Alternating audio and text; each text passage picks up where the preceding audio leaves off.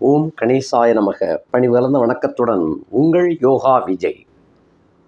அஸ்தமனமடையும் செவ்வாயால் யார் யாருக்கெல்லாம் யோகம் கொடுக்கும் அப்படிங்கிறத பற்றி பார்க்க போகிறோம்.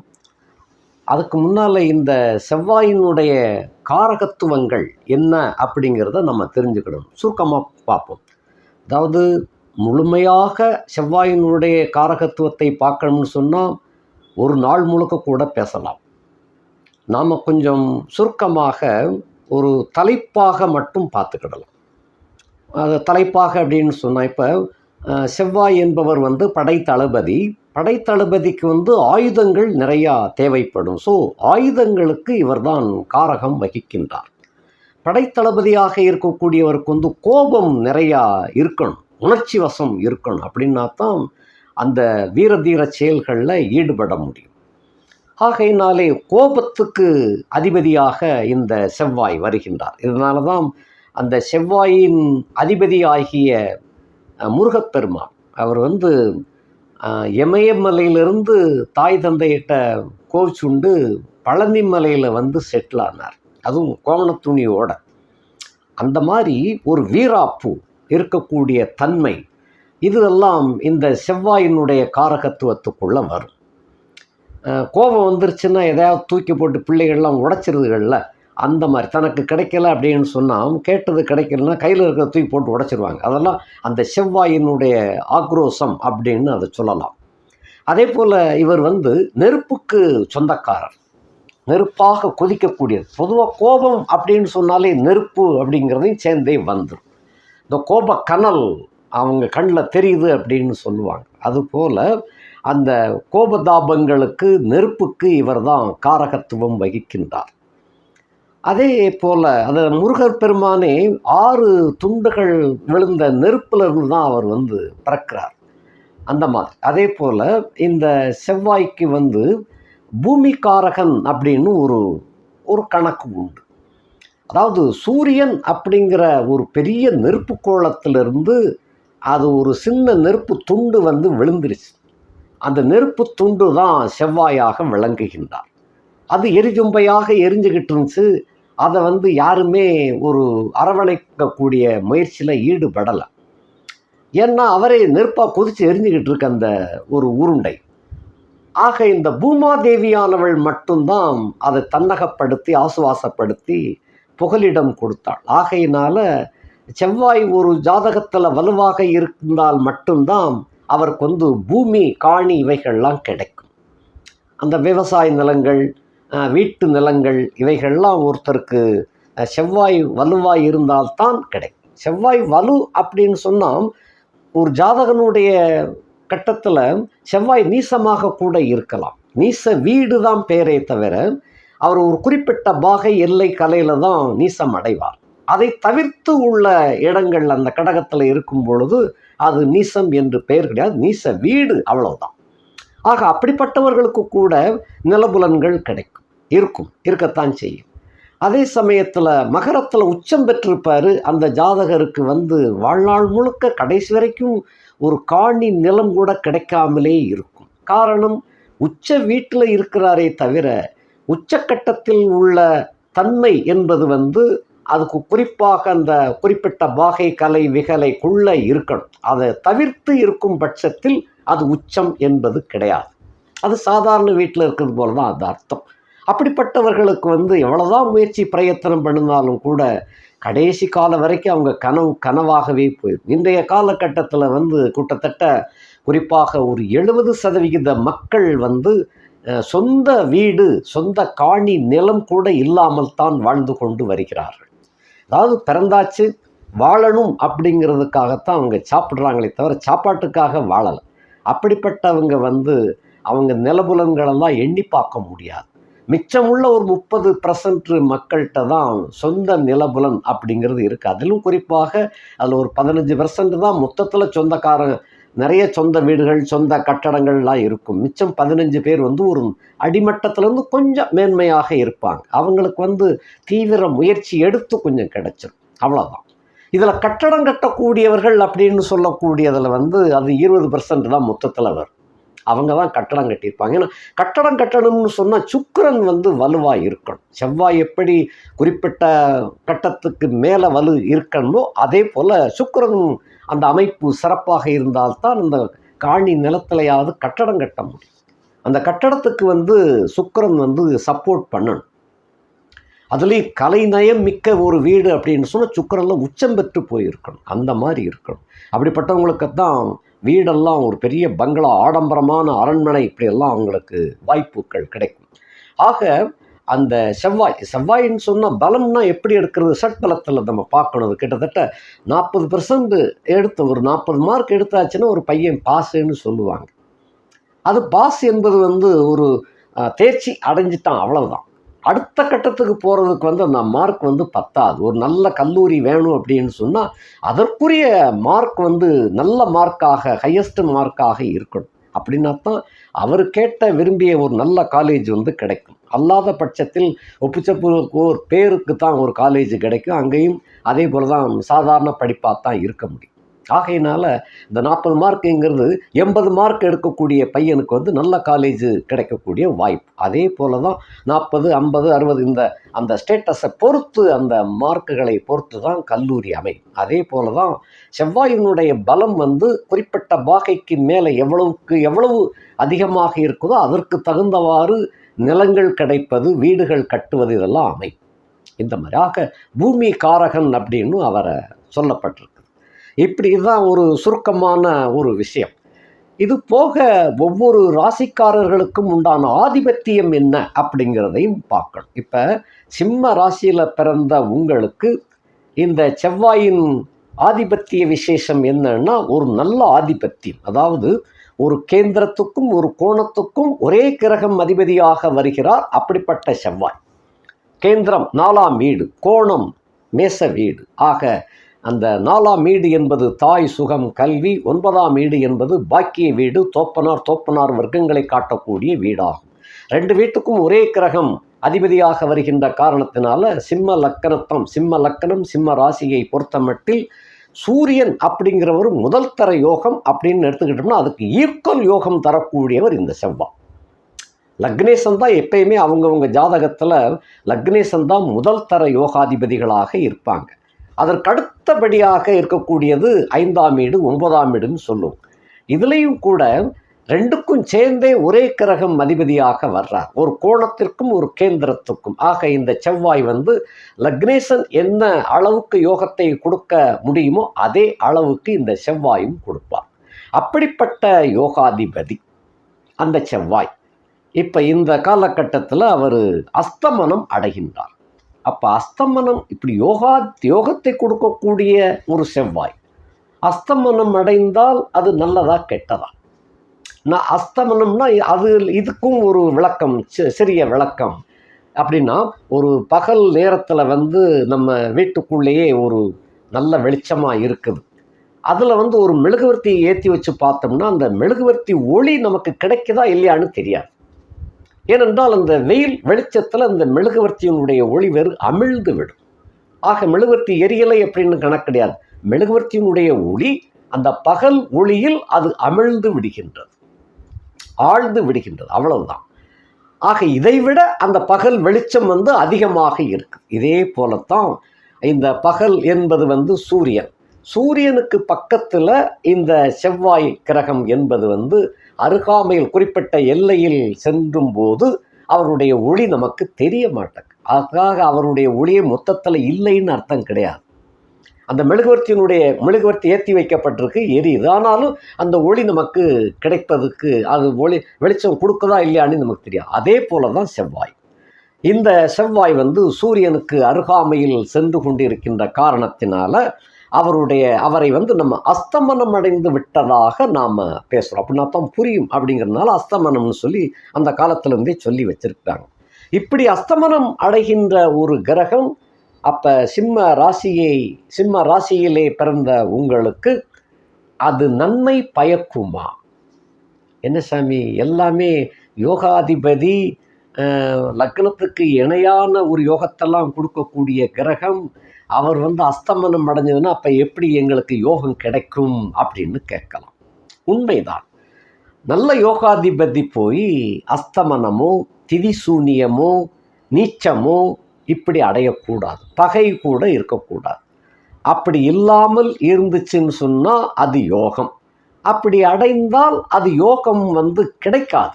இந்த கொடைக்காற்று சொல்லுவோம் இல்லையா, லாபத்தில் கொஞ்சம் குறைச்சிக்கங்க அப்படின்னு சொல்லு, நஷ்டம் கிடையாது அவருக்கு. லாபத்தில் கொஞ்சம் குறைச்சிக்கங்க. ஒரு பொருளை வாங்குகிறோம், 100 ரூபா பொருளை வாங்குகிறோம், அவருக்கு கிடைக்கக்கூடிய ஆதாயம் 20 ரூபா 30 ரூபா இருக்குது அப்படின்னா அதில் ஒரு 10 ரூபாயை குறைச்சிக்கங்க அப்படின்னு கேட்கறது அவருக்கு நஷ்டம் அல்ல, அந்த லாபத்தில் கொஞ்சம் குறைக்க சொல்லும். இவ்வளவுதான். இதே போல தான் உங்களுடைய யோகாதிபதி ஆகிய செவ்வாய் சூரியனால் தான் அவர் அஸ்தமனம் அடைகின்றார். உங்களால் தான், அதாவது உங்களால் தான்னா நீங்கள் தானே சிம்ம ராசி, சிம்மத்துக்கு அதிபதி தான் சூரியன். அந்த சூரியனால் தான் அவர் அஸ்தமனம் அடைகின்றார். இப்போ நம்ம பாயிண்ட்டுக்கு வரும். சூரியன் என்பது சிம்ம ராசிக்கு சொந்தக்கார கிரகம். அவர் முதல் தர யோகத்தை கொடுக்கக்கூடியவர். இப்படிப்பட்ட சூரியன் 4-9க்கு அதிபதியை அஸ்தமிக்க செய்கின்றார். இப்போ நீங்கள் நல்லா இருந்தால் மட்டும் பத்தாது, அம்மா நல்லா இருக்கணும், அப்பா நல்லா இருக்கணும், ரெண்டும் நல்லா இருந்தால் தான் உங்களுக்கு நல்லது. இந்த இடம் 4ஆம் இடம் என்பது தாய், 9ஆம் இடம் என்பது தோப்பனார். அப்போ 2 வீடும் அப்படிங்கிற 4ஆம் இடம் தாய், மற்றதும் இதை பொறுத்து மற்றதும் இருக்குது. தாய் தவிர்த்து கல்வி, அந்த சுகபோகம், வீடு வாசல் தோட்டம் துறவு, அதே போல் வண்டி வாகனங்கள் அப்படின்னு சொல்லக்கூடியது. 9ஆம் வீடு என்பது தோப்பனார் மட்டுமல்ல, பாக்கியம், நீங்கள் அனுபவிக்கக்கூடிய பாக்கியம். இந்த அதாவது போன ஜென்மத்தில் எவ்வளவு தூரம் புண்ணியத்தை விதைத்திருக்கின்றீர்களோ அந்த அளவிற்குத்தான் இந்த ஜென்மத்திலே கைகால் லட்சணம், அந்த தோற்ற பொலிவு, அந்த நடை உடை பாவனைகள் இவைகள்லாம் அமையும். இதையும் தாண்டி நல்ல புண்ணியம் செய்திருந்தால் நல்ல நண்பர்கள், நல்ல தாய், நல்ல தோப்பனார், நல்ல நண்பர்கள், நல்ல ஆசான், இதையெல்லாம் தாண்டி கிடைப்பதோடு இவைகளையெல்லாம் தாண்டி நல்ல மனைவி, நல்ல கணவன், இவைகள்லாம் அமையும். ஆக இவைகள் நல்லபடியாக அமையும் என்பது உங்களுக்கு சாதகமாக அமைவதைத்தான் நல்லபடியாக அமையும் சொல்றது. நீங்கள் செய்த புண்ணியம் அந்த 40% மார்க்குக்கு மேலே எவ்வளவு தூரம் இருக்கிறதோ அதற்கு தகுந்தாற் போல முதல்ல தாய் தந்தையர் அமைவார்கள். அது பின்ன நல்ல குரு அமைவார். அந்த குருவை தாண்டி நல்ல மனைவி, நல்ல கணவன், இவர்கள் அமைவாங்க. குறிப்பாக குறிப்பிட்ட வயதுக்கு பிறகு, அதாவது திருமண வயதை எட்டிவிட்டால் மனைவி அமைய வேண்டும். ஒரு பெண்ணுக்கு கணவன் நல்லபடியாக அமைய வேண்டும்.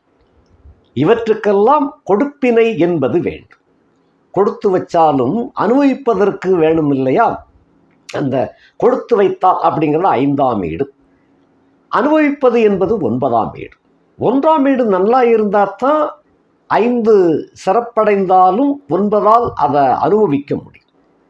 9ஆம் வீடு சிறப்பில்லாமலே போயிடுச்சு அப்படின்னு சொன்னால் கிடைக்கும், அதை முழுவதுமாக அனுபவிக்க முடியாமல் போயிடும். அப்போ 9ஆம் வீடு சிறப்பாக இருக்கணும். சில பேருக்கு 5ஆம் வீடு தாழ்ந்து இருக்கும், அதை செஞ்ச புண்ணியம் சுமாராகத்தான் இருக்கும். 1ஆம் வீடு சிறப்பாக இருக்கும், அதை வைத்து 9ஆம் வீடும் சிறப்பாக இருக்கும். ஸோ 1ஆம் வீடும் 9ஆம் வீடும் சிறப்பாக இருந்தால் கூட, அதாவது நீங்கள் செஞ்ச புண்ணியத்தின் பயனாக நேரடியாக கிடைக்காமல் நண்பர்கள் மூலமாக கிடைக்கும். இப்போ ஒரு கோடீஸ்வரனுக்கு நீங்கள் நண்பர்களாகிட்டீன்னு வைங்க, அவர் அனுபவிக்கிறாரோ இல்லையோ, நீங்கள் அவர் செலவில் நீங்கள் அனுபவிக்க முடியும். அதுதான் 9ஆம் வீடு வலுவாக இருக்கிறது. அனுபவிப்பதற்குண்டான உடம்பு வேணும், அதுக்கு 1ஆம் வீடு சிறப்பாக இருக்கணும். அப்போ அந்த 1ம் 9ம் சிறப்பாக இருந்தால்தான் அது கொடுத்து வைக்காவிட்டாலும் பரவாயில்லை, சில பேருக்கு கிடைக்கும். அந்த கிடைக்கும் என்பதுக்கு 5ஆம் வீடு ஓரளவு வலுவாக இருக்கணும். இப்போ முழு வலிமை இல்லாவிட்டாலும் ஒரு 3/4 பங்குக்கு மேலே இருக்கணும். 3/4 பங்கு இருந்தால் கூட அதை இன்னொருத்தர் மூலமாக அனுபவிக்க முடியும். இந்த மாதிரி தான் ஜாதக அமைப்புகளை பார்க்கணும். ஆக இப்போ நம்ம 9ஆம் வீடு 4ஆம் வீடு, 4ஆம் வீடு என்பது சுகம், சுகபோகம். 9ஆம் வீடு என்பது பாக்கியம், நீங்கள் அனுபவிக்கக்கூடிய தன்மை. கிடைக்குமா கிடைக்காதா? கிடைச்சும் அனுபவிக்காமல் எத்தனையோ பேர் இருக்கிறாங்க.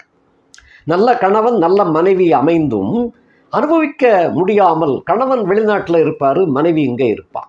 இல்லை கணவன் இங்கே இருப்பார், மனைவி எங்கேயோ உத்தியோகத்தில் வேற ஒரு ஊரில் இருப்பாங்க. அவங்க சந்திக்கிறது 3 மாதத்துக்கு ஒருக்க 4 மாதத்துக்கு ஒருக்க தான், ஒரு தடவை தான் சந்தித்து கொஞ்சம் கொலாவ முடியும். அது சுகம் தடைப்படுது. தினசரியும் கிடைக்கக்கூடிய சுகம் போல அது அமையாது. ஆக இந்த இடத்தில் பாக்கியம் கம்மியாயிருதுன்னு அர்த்தம். இதைத்தான் நம்ம பார்க்க போகிறோம்.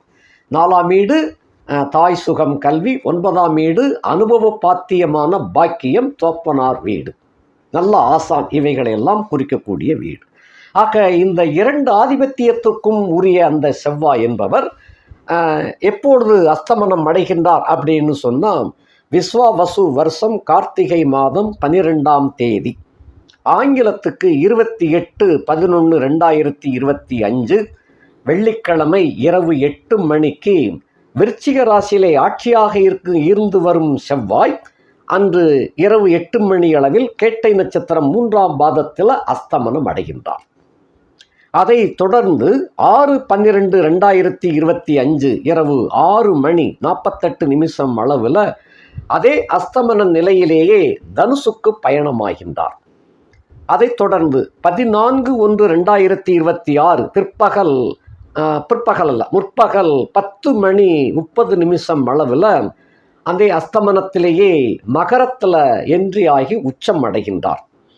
21/2/2026 பின்னிரவு, அதாவது ஆஃப்டர் மிட்நைட் 1:20 அளவில் கும்பராசிக்கு என்ட்ரி ஆயிருந்தார். கும்பராசியில் பிரவேசம் ஆகின்றார் அதே அஸ்தமனத்தோடு.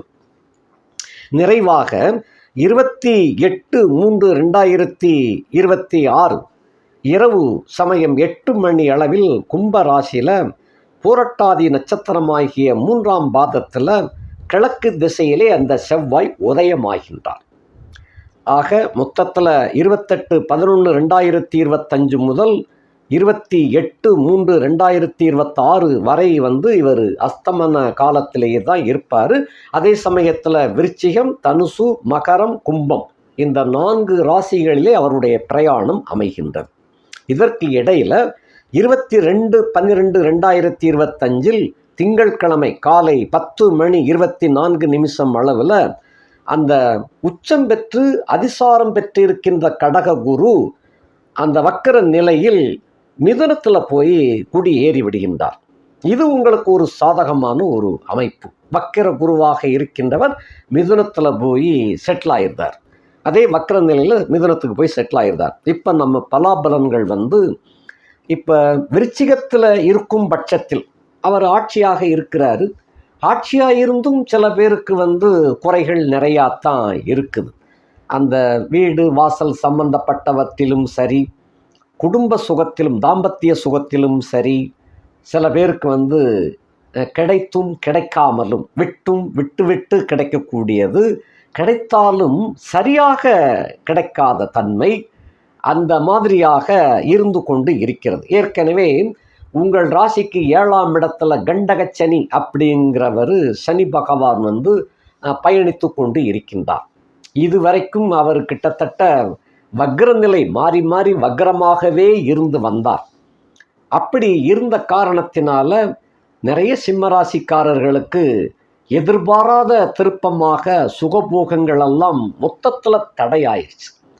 சில பேருக்கு கணவன் மனைவி பிரச்சனை ஏற்பட்டு வில்லங்கத்தில் தான் நிற்கிது. இதெல்லாம் ஆரம்பத்திலேயே அந்த சரியான பொருத்தம் பார்க்காததுனால, அதாவது தினப்பொருத்தம், கணப்பொருத்தம், தினம், கணம், யோனி, ராசி, ரஜ்ஜு இந்த 5 பொருத்தங்கள் மிக முக்கியம்னு சொல்லிக்கிட்டு வரோம். 31 பொருத்தங்களில் அவ்வளவும் பார்க்க முடியாதுன்னு சொல்லி ஃபில்டர் பண்ணி 11 கொண்டு வச்சாங்க.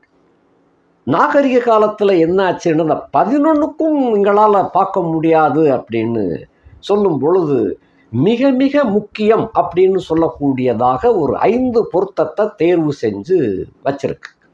அந்த 5 தான் தினம், கணம், யோனி, ராசி, ரஜ்ஜு. இந்த 5 பொருத்தங்களில் ஒரு பொருத்தம் இல்லைன்னா கூட மன வாழ்க்கை தெளிவாக இருக்காது, தாம்பத்திய உறவுகள் சிறப்படையாது. என்னதான் ஆண்மை மிக்கவனாகவும் பெண்மை மிக்கவளாகவும் இருந்தாலும் கூட அந்த மன கருத்து வேறுபாடுகளால் அந்த சுகம் அவ்வப்பொழுது தடை ஏற்பட்டு கொண்டுதான் இருக்கும். சில பேருக்கு வந்து டைவர்ஸே ஆகக்கூடிய அளவுக்கெல்லாம் போய்கிட்டு இருக்குது. நிறைய பேர் டைவர்ஸ் கேஸ் அப்ளை பண்ணி பாதியிலேயே நிற்கிது. எதுவும் இங்கிட்டும் இல்லை அங்கிட்டும் இல்லாமல் நின்றுக்கிட்டு இருக்கு. ஆக இவங்க 2 பேருமே புதிய வாழ்க்கைக்கு போக முடியாத அளவில் நிறைய பேர் இருக்கிறாங்க. ஆகையினால பொருத்தம் என்பது வந்து அடிப்படையில் அவசரம் இல்லாமல் நிதானமாக பார்த்து செய்ய வேண்டும். இப்படிப்பட்ட கண்டகச்சனி அட்டமச்சனி காலங்கள்ல எல்லாம் 7.5 சனி காலங்கள் எல்லாம் அந்த கணவன் மனைவி பிரச்சனை வர்றதெல்லாம் சகஜமாக வரும். இவைகளுக்கெல்லாம் அடிப்படை பலம் இருந்தால் பிரிய மாட்டாங்க. இந்த அடிப்படை பின்னல் இல்லாவிட்டால் உடைந்து விடும். அதாவது ஸ்பேஸ் மட்டம் ஸ்ட்ராங்காக இருக்கணும். அதுக்கு மேலே கட்டடம் சுமாராக இருந்தால் கூட அதை சரி பண்ணிக்கலாம். பேஸ் மட்டம் வீக்கு, கட்டடம் ஸ்ட்ராங்காக இருந்து என்ன பண்ணுறது? அது போல் அப்படிப்பட்ட நிலையில் தான் நிறைய அப்படி ஆயிருக்கு. கண்டகச்சனிலே இப்படி இருக்குது, இங்கே அட்டமச்சனி வேறு இருக்குது. ஆகையினால இந்த காலகட்டத்தில் அந்த மாதிரி இருக்குது. இதில் ஒற்றுமையாக இருக்கக்கூடியவர்களும் நிறையா இருக்கிறாங்க. அதான் தினப்பொருத்தம் கரெக்டாக முதல்ல இருக்கணும். அந்த பொருத்தம் இருக்கிறவங்க 1000 சண்டை போட்டாலும் திரும்ப வந்து ஒன்று குடிக்கிடுவாங்க. அது அப்படித்தான் அப்படி கொண்டு வந்துடும். அதான் தினப்பொருத்தம் ஃபர்ஸ்ட் ஆஃப் ஆல் இருக்கணும்னு சொல்கிறோம். இப்படிப்பட்ட சம்பவங்களில் நிறைய இது திருமணம் சம்பந்தப்பட்ட வீடியோக்குள்ளே நம்ம மற்ற விலாவாரியாக பார்க்கலாம். கண்டகச்சனி ஓடிக்கொண்டு இருக்கின்ற காரணத்தினால சிம்மராசிக்காரர்களுக்கு சுகங்கள் தடைபட்டு போய்கொண்டிருக்கிறது. கிட்டத்தட்ட 2023ஆம் ஆண்டு டிசம்பர் மாதம் அவர் கும்பத்துக்கு எப்போ வந்தாரோ வந்ததிலிருந்தே சிம்மராசிக்காரர்களுக்கு நிறைய தடைகள் ஏற்பட்டு கொண்டிருக்கின்றது. திரும்ப சொல்லப்போனால் சிம்மராசியில் பிறந்த நீங்களே உங்களுடைய தடையை உண்டு பண்ணி கொண்டீர்கள் தனக்குத்தானே. ஏன்னா உங்கள் ராசி அவர் நேருக்கு நேராக பார்த்து கொண்டிருக்கார். ஆகையினால உங்களுடைய கருத்துக்கள் வந்து எப்போதும் போல் இல்லாமல் மாறுபட்ட கருத்துக்களாக மாறும் பொழுது அங்கே அந்த ஃப்ரெண்ட்ஷிப் என்பது வந்து கணவன் மனைவியிடையே இருக்கக்கூடிய ஃப்ரெண்ட்ஷிப் வந்து உடைந்து விடுகின்றது. இதுதான் அதுக்கெல்லாம் ஆரம்பத்திலே சரியாக பார்க்கணும்னு சொல்கிறது. அடிப்படையில் பார்த்து செஞ்சிருந்தால் எவ்வளவு சண்டைகள் சச்சரவு வந்தாலும் சேர்ந்து இன்னமும் வாழ்ந்து கொண்டு இருக்கின்றார்கள். ஆனாலும் அந்த மொத்தத்தில் கிடைக்க வேண்டிய ஒரு உந்துதல் சக்தி கிடைக்காமல் போய்கொண்டு இருக்கின்றது. இதுக்கு காரணம் அந்த 7ஆம் இடத்துல சனி மட்டுமல்ல, இப்போ ஒரு 6 மாதமாக வந்திருக்கக்கூடிய ராகுவும் சேர்ந்துக்கிட்டார். ராசியிலே இருக்கக்கூடிய கேதுவும் 7ஆம் இடத்திலே அமர்ந்திருக்கின்றார். ராகுவும் சனியோடு சேர்ந்த ராகுவும் சேர்ந்து விளையாடிக்கிட்டு இருக்கிறாங்க. ஆகையினால உங்கள் பாடு திண்டாட்டமாகத்தான் போய்கொண்டு இருக்கின்றது. இப்படிப்பட்ட கட்டத்தில் தான் செவ்வாய் வந்து ஆட்சியாக வந்தார். வந்து கொஞ்சம் அப்பப்போ லேசாக கொடுத்துக்கிட்டு இருக்கும்போதே அந்த அஸ்தமனம் என்ற நிலைக்கு தள்ளப்பட்டு விடுகின்றார். ஏன்னா உங்களால் தான் அவர் அஸ்தமனம் அடைகின்றார். ஆக ஏன்னா சூரியனால் தான் அவர் அஸ்தமிக்கின்றார். அந்த அஸ்தமனம் என்பதே சூரியனால் தான் ஏற்படுகிறது. உங்களுடைய குண நடவடிக்கைகளால் தான் இந்த இடத்துல வந்து செவ்வாய் அஸ்தமனம் என்பது வந்து அந்த சுகம் தடைப்படுகின்றது அப்படிங்கிற அர்த்தம். இப்போ இதுக்கு இடையில இன்னொரு உங்களுக்கு ஒரு நல்ல செய்தியாக இப்படி அந்த சுக பங்கத்தை கொடுக்கின்ற அந்த அஸ்தமன செவ்வாயையும் உங்களுடைய ராசி நாயகனாகிய சூரியனையும் அவரோடு சேர்ந்திருக்கின்ற இந்த 2 பேரோடு சேர்ந்திருக்கக்கூடிய சுக்கிரனையும் குரு பகவான் பார்த்து கொண்டு இருக்கின்றார். இதுதான் இந்த இடத்துல நீங்கள் செய்த புண்ணியம் அப்படின்னு சொல்லக்கூடியது. இங்கே ஒரு ராசிக்கு வந்து 5ஆம் இடத்துக்காரர் தான் குரு, 8ஆம் இடத்துக்காரரும் அவர் தான். அதே சமயத்தில் 5ஆம் வீடு 8ஆம் இடத்துக்கு 2க்கும் சொந்தக்காரர் இருந்த குரு 12ஆம் இடத்துல உச்சமடைந்து அவர் வக்ர நிலையில் இருக்கின்றார். வக்ர நிலையில் இருந்தாலும் அவருடைய பார்வைக்கு மகிமை உண்டு.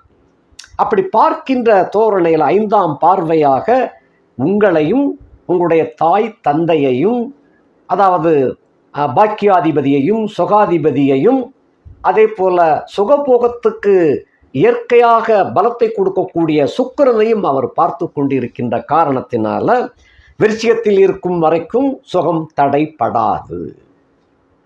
உங்களுடைய வீடு நிலபுலன்கள் சம்பந்தப்பட்டெல்லாம் சிறப்பாக இருக்கும்.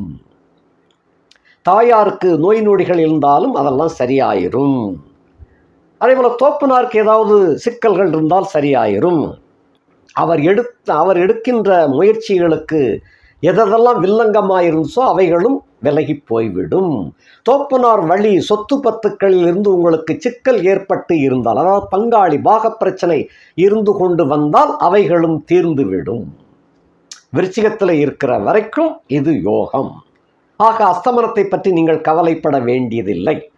வண்டி வாகனங்கள் அவைகளையும் சிறப்பாகத்தான். இதெல்லாம் கெட்டு போகணுங்கிறதா அர்த்தம். அஸ்தமனம் அடைஞ்சிருச்சுன்னு சொன்னால் தாய் நலம் கெட வேண்டும், சுகபோகம் தடைபட வேண்டும், நிலபுலன்களில் வில்லங்கம் ஏற்பட வேண்டும், தோப்பனாருக்கு நோய் நொடிகள் ஏற்பட்டு சிக்கல் ஏற்பட வேண்டும், தோப்பனார் வர்க்கத்தவர்களால் தோப்பனார் ஏமாற்றப்பட வேண்டும், அவர்கள் உங்களுக்கு பெரிய இடைஞ்சலாக இருக்க வேண்டும் என்பதுதான் விதி. இந்த விதியை உடைக்கின்ற வகையிலே குருவின் பார்வை பார்த்தாலே எவ்வளவு சங்கடத்தையும் குரு பார்த்தால் அத்தனையும் மாறி போய்விடுகின்றது. ஆகையினால குழந்தைகளுடைய படிப்பு, சிம்மராசியிலே பிறந்த குழந்தைகளுடைய படிப்பு நல்லபடியாக இருக்கும். அதே போல அந்த திருமணமான ஆண் பெண் அனைவருக்கும் ஏற்படுகின்ற அந்த சுக தடை விலகிவிடும், தாம்பத்தியம் சிறப்பாக விளங்கும். ஏன்னா போகாதிபதி அந்த சுக்கிரனும் சேர்ந்து தான் இருக்கிறார். ஆகையினாலே தாம்பத்தியம் வலுவடையும், சிறப்படையும். அது தோப்பனாருக்கு ஏற்பட இருக்கின்ற சிக்கல்கள், முட்டுக்கட்டைகள் எல்லாம் விலகி போய்விடும். இந்த மாதிரி அந்த விருச்சிகத்திலே இருக்கின்ற வரைக்கும் எந்த சிக்கலும் இல்லை. அடுத்து தனுசு ராசிக்கு போகிறார். தனுசு ராசிக்கு போகும்போது அவர் அஸ்தமனத்தில் தான் இருக்கிறாரு, குருவின் பார்வை கிடைக்காது. ஆக தனுசு ராசியிலே இருக்கின்ற வரைக்கும் நீங்கள் தாய் தந்தையர் உடைய கல்வி, தோப்பனார் சம்பந்தப்பட்ட விஷயத்தில் கவனமாகவும் எச்சரிக்கையாகவும் இருக்க வேண்டும். இதுக்கு தான் முதலே டைம் டேபிள் உங்களுக்கு கொடுத்துருக்குறேன். செவ்வாயினுடைய பயண திட்டம் நடவடிக்கைகள் எப்படி இருக்குது அப்படிங்கிற ப்ராக்ரஸ் முதலே கொடுத்துருக்குறேன். அடுத்தபடியாக மகரத்திற்கு வரும்போது அள்ளி வீசும் யோகங்களை. ஏன்னா அங்கே அவர் உச்சம் பெற்று விடுகின்றார், குருவும் செவ்வாயும் நேருக்கு நேர சந்திக்கின்றார். இது இப்போ விருச்சிகத்தை விட மகரத்தில் இருக்கும் பொழுது அதிக அளவு. இப்போ இங்கே கிடைக்கிறது ஒரு 20% யோகம் கிடைக்குதுன்னு சொன்னால் அங்கே 100க்கு 100% கிடைச்சிடும். இந்த மகரத்தில் செவ்வாய் உச்சம் பெறுகின்றார், உச்ச வீட்டில் ஓடிக்கிட்டு இருப்பார். அதில் இடையில குறிப்பிட்ட பாகை கலை விகலையெல்லாம் முழு உச்சம் அடைவார். அதே சமயத்தில் குருவும் பார்க்கின்றார், குரு வக்கரத்தில் தான் பார்க்கிறார். உச்சன் பார்த்தால் பிச்சை எடுப்பான் அப்படிங்கிற கணக்கு இதில் பொருந்தாது. ரெண்டு பேரும் கரெக்டான உச்சத்தில் இருக்கணும், அதுவும் போக வக்கரம் இல்லாமல் இருக்க வேண்டும். அப்படி இருந்தால்தான் உச்சன் பார்த்தால் பிச்சை எடுப்பான்னு ஒரு பழமொழி உண்டு, ஜோதிட பழமொழி. அந்த பழமொழி இந்த இடத்துல பொருந்தாது. அப்படி பயப்பட வேண்டாம். ஆக மகரத்தில் செவ்வாய் பிரயாணம் செய்து கொண்டிருக்கையில் உங்களுடைய அனைத்து விஷயங்களும் வெற்றியடை. நிலப்புலன்களில் இருந்து வந்த சிக்கல்கள் முழுமையாக விலகி அதில் முழுமையான ஆதாயத்தை கொண்டு சேர்க்கும்.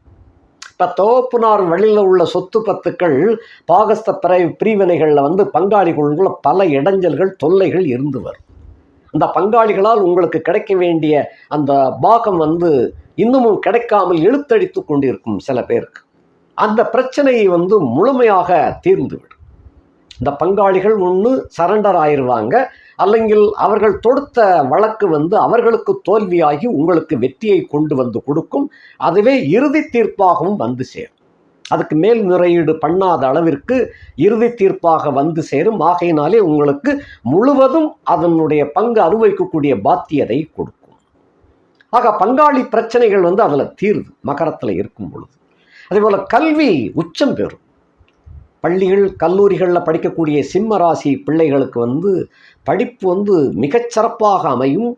தங்களுடைய திறமையை முழுவதும் டிஸ்போஸ் பண்ணக்கூடிய ஒரு அறிவாற்றல் கிடைக்கின்ற ஒரு அருமையான காலகட்டம் மகர செவ்வாய்.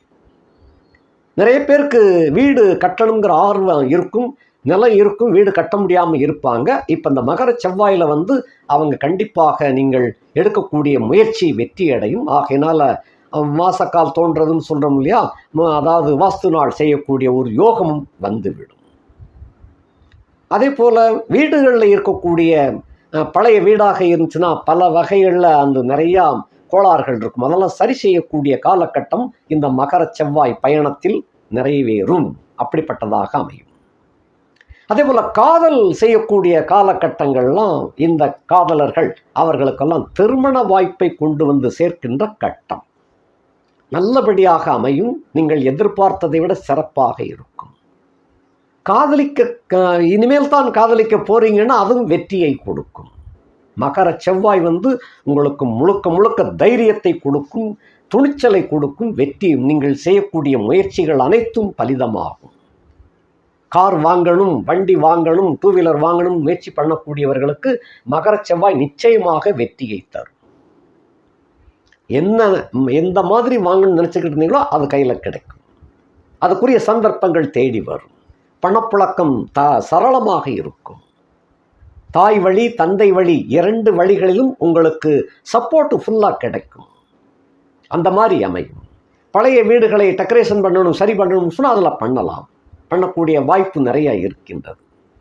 அடுத்தபடியாக குடும்பத்தில் உள்ளவர்களுக்கு இந்த மகரத்தில் செவ்வாய் இருக்கும் பட்சத்தில் அவர்களை பொறுத்த மட்டில் நிறையா கசக்கி புழிஞ்சிருப்பார் சனி. ஏற்கனவே 7ஆம் இடத்துல அப்படிப்பட்ட சனி இப்பொழுது கொஞ்சம் கட்டுப்பாட்டில் இருப்பார். ஏனென்றால் செவ்வாய் உச்சம் மகரத்தில். சனியினுடைய வீடு தான் அந்த மகரம். அதில் தான் செவ்வாய் உச்சம் பெறுகின்றார். ஆகையினாலே உழைப்பாளிகளுக்கு நல்ல ஊதியம் கிடைக்கும். உத்தியோகத்தில் உள்ளவர்கள் மாங்குன்னு வேலை செஞ்சுக்கிட்டு இருப்பீங்க. எந்த முன்னேற்றமும் இந்த 2 வருஷமாக கிடைச்சிருக்காது. எல்லாருக்கும் கிடைச்சிருக்கும், உங்களுக்கு மட்டும் அப்படியே தத்துப்பிள்ளை போல் உங்களை ஒதுக்கி வச்சுருப்பாங்க. இந்த மகர செவ்வாயின் போது திடீரென்று பணப்பலன் கிடைக்கும். அதாவது அரியர்ஸோடு சேர்ந்து எல்லாமே வரும். இன்க்ரிமெண்ட் எல்லாம் சேர்ந்து வரும். நீங்கள் எதிர்பார்த்த உத்தியோகத்தில் உள்ள தன்மை, அந்த ப்ரொமோஷன் கிடைக்கும். அதே போல் டிரான்ஸ்ஃபர் கிடைக்க வேண்டும் என்று எண்ணக்கூடியவர்களுக்கு அருகாமையிலேயே டிரான்ஸ்ஃபர் கிடைக்கும். பணிச்சுமை நிறைய குறையும். பணிச்சுமையால் அவதிப்பட்டு கொண்டு வரும் சிம்மராசிக்காரர்களுக்கு பணிச்சுமை நிச்சயம் குறையும். சக ஊழியர்களோடு நிறைய பேருக்கு வாக்குவாதங்கள், சிக்கல்கள், சண்டைகள், கோல்டு வார் அப்படின்னு சொல்லக்கூடிய கருத்து வேற்றுமைகளால் சில பேர் ஒன்றுக்கொன்று பேசாமல் இருப்பாங்க. அப்படிப்பட்டவர்கள்லாம் இந்த காலகட்டத்தில் ஒன்றிணையக்கூடிய ஒரு கட்டம். தூர தேசத்து செய்தி உங்களுக்கு நல்ல செய்தியாக சேரும். நிறைய பேருக்கு அந்த தூரத்து செய்தி என்பது கடல் கடந்தும் இருக்கலாம், உள்நாட்டில் இருந்தும் இருக்கலாம். அவங்களுக்கு தூரத்து செய்தி அப்படிங்கிறது உங்களுக்கு ஒரு யோகத்தை கொடுக்கக்கூடிய செய்தியாக அது வெளிவரும்.